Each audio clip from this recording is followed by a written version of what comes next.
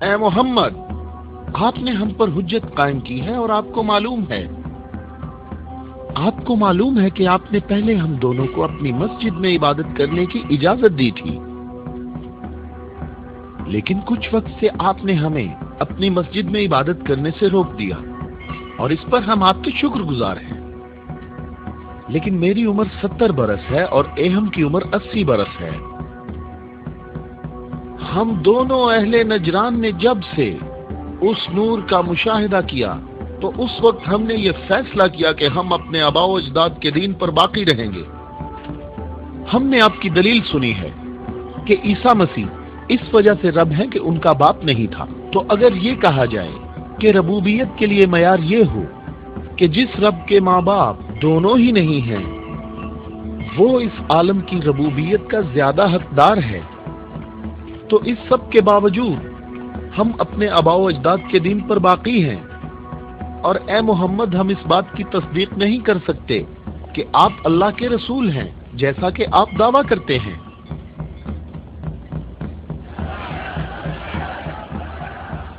اے محمد، ہم چاہتے ہیں کہ ہمیں اور اہل نجران کو اپنے حال پر چھوڑ دیا جائے۔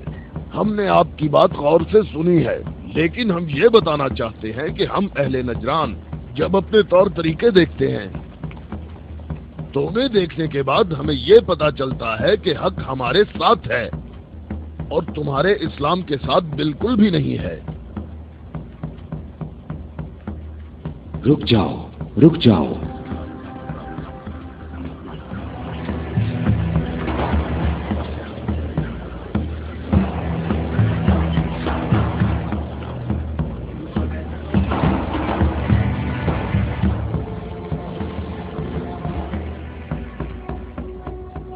میں نے جو کچھ کہا ہے اپنی طرف سے نہیں کہا، بلکہ یہ سب کلام اللہ ہے۔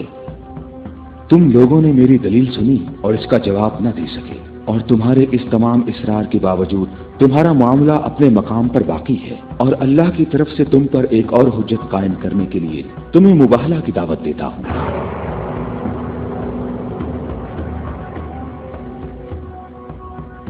مباہلہ؟ ہم دونوں ایک دوسرے پر اللہ کی طرف سے بلائیں نازل ہونے اور اللہ کی لعنت کی بد دعا کریں گے۔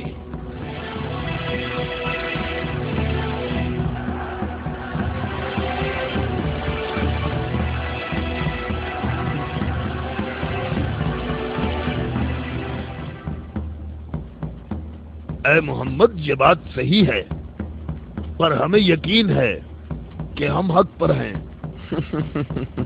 اور اس مباہلہ میں یہ بھی فیصلہ ہو جائے گا کہ کون صحیح ہے اور کون غلط۔ ہم متفق ہیں۔ ہمیں کہاں آنا ہے؟ چونکہ تم نے مباہلہ کی تجویز مان لی ہے تو کل صبح ہم لوگ شہر سے باہر جمع ہوں گے۔ ہم اپنے تینوں خداؤں کو پکاریں گے۔ ہم اپنے تینوں خداؤں کو پکاریں گے۔ ہمارے خدا تم پر مصیبتیں نازل کریں گے اور تمہاری اولادوں کو جلا دیں گے اور تمہاری نسل ختم کر دیں گے اور تمہارے پیروکاروں کے دلوں کو ہمارے دین کے شوق اور محبت سے بھر دیں گے۔ اگر تم محمد سے محبت کرتے ہو تو اسے بچانے کی ابھی کوشش کرو، کیونکہ کل کا سورج ڈوبتے ہوئے کوئی نہیں دیکھے گا۔ میری عمر 80 برس ہے اور میں نے اس میں 70 سال کا طویل عرصہ صرف اور صرف دعا اور عبادت میں گزارا ہے، اور کل 70 سال عبادت کی طاقت میرے ساتھ ہوگی، اور پھر میں تمہارے مرشد کے حق میں مصیبت اور ہلاکت کی بد دعا کروں گا۔ یہ کیا کہہ رہا ہے؟ اس نے یہ کیوں کہا؟ اس نے یہ بات کیسے کی؟ اس نے یہ کیسے کہا؟ رک جاؤ۔ اس نے یہ بات کیسے کی؟ ان دونوں کے نزدیک کوئی نہ جائے۔ رک جاؤ، میں نے ان کو امان دی ہے تاکہ یہ لوگ اپنی بات یکسوئی اور اطمینان کے ساتھ کر سکیں۔ بیٹھ جاؤ۔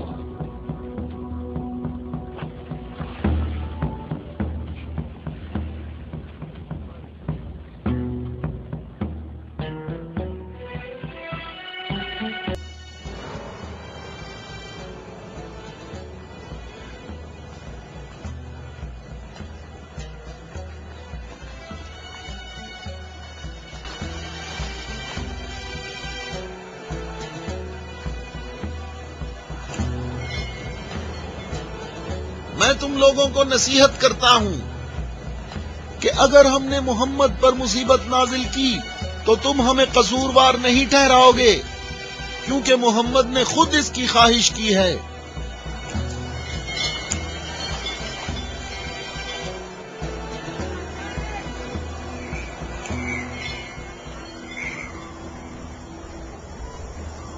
اے خوبرو شخص، تمہارا نام کیا ہے؟ ابو رافع، میں محمد مصطفیٰ کا آزاد کردہ غلام ہوں۔ اگر تم سے ایک سوال پوچھوں تو جواب دو گے؟ ہاں جواب دوں گا، پوچھو نجرانی۔ اچھا یہ بتاؤ، اگر محمد یہاں آئے تو کس راستے سے آئیں گے؟ جس راستے سے ہم لوگ یہاں آئے ہیں، جس راستے سے سب لوگ آتے ہیں، سب لوگ اس کھجور کے درخت کے سامنے سے آتے ہیں۔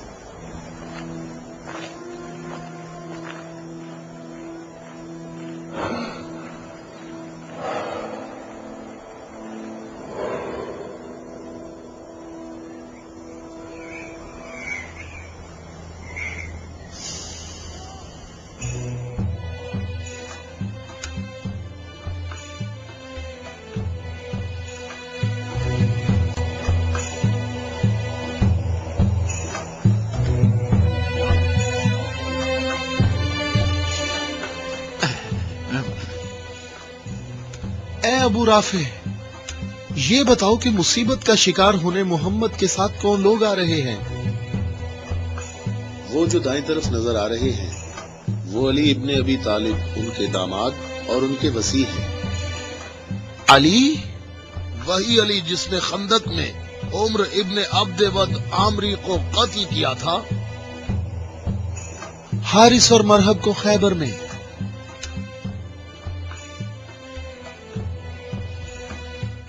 وہ عورت کون ہے؟ وہ رسول اللہ کی دختر ہیں۔ اور وہ زوجہ ہے علی کی؟ صحیح کہا، یہ فاطمہ الزہرا ہیں جو دونوں جہانوں کی عورتوں کی سردار ہیں۔ جناب اہم، ہمارے اندازے بالکل غلط ثابت ہوئے۔ محمد لشکر لے کر نہیں آئے۔ دیکھو کتنے سکون اور اطمینان سے آ رہے ہیں۔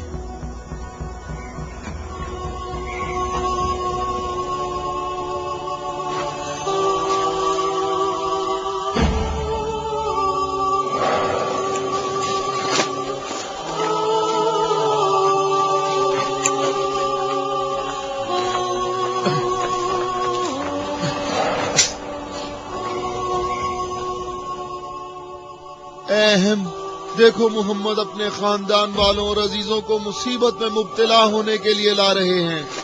اگر محمد اپنی دعوت میں سچے نہ ہوتے تو اپنے خاندان والوں اور عزیزوں کو یہاں سے دور کسی مقام پر چھوڑ آتے۔ یہ ہاتھ جو میں دیکھ رہا ہوں اہم، اگر دعا کے لیے اٹھ گئے تو یاد رکھنا کہ پہاڑ بھی اپنی جگہ چھوڑ دیں گے۔ ان بد دعاؤں کا نجران اور اہل نجران پر کوئی اثر نہ ہو۔ جلدی اے عذاب کرنے والے خدا، جلدی کر، ہم پر لعنت کرنے والوں کو نہ چھوڑنا، اور ان سے کہو ہم پر لعنت نہ کریں، ان سے کہو ہم پر لعنت نہ کریں۔ اے محمد ٹھہرو، رک جاؤ، ہم پر لعنت نہ کرنا، لعنت نہ کرنا۔